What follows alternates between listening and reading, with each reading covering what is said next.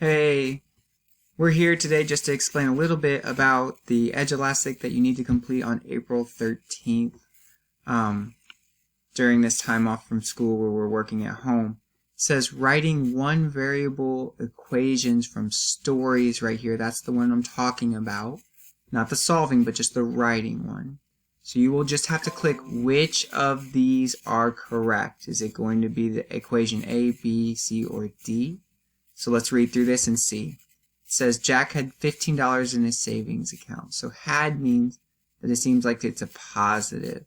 And since he had it at the beginning, it looks like it's only going to happen one time.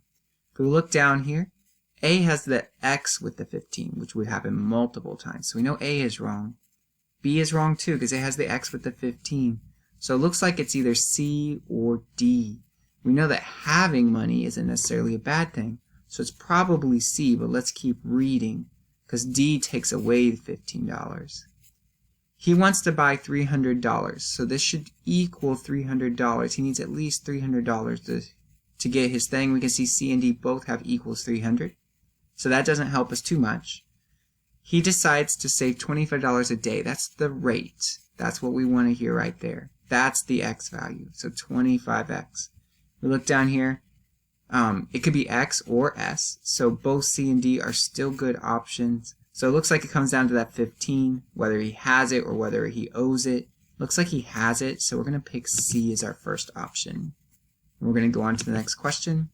As you can see, they get a little harder each time. This one's out talking about cooking time.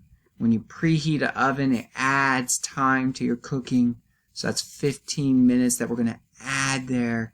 And look, this 400 is degrees. You can't add minutes in degrees, so that's just a wasted number. That's not actually important to this problem. Look for those things that aren't important when you do a problem. I'll let you solve the rest of it. Just make sure you understand that you look for all the numbers, including the ones hidden in words right here. Make sure you get all the numbers when trying to figure out which of these is correct. There's going to be some good alternatives that look good, but they actually aren't. So make sure you read carefully as you go through the problems. You can see a little bit shorter, easier one here for question 3. We get to question 4. This one's a little bit more complicated. It's tricky. He wants to beat his distance by 2 miles. So you have to increase that by 2. So watch your numbers carefully. Here we see you can end it up. This last question 6 is the trickiest one of all. It appears to be distributive maybe in here. So you got to read carefully, make sure you know how many people are involved. I hope this video helps you, and stay safe.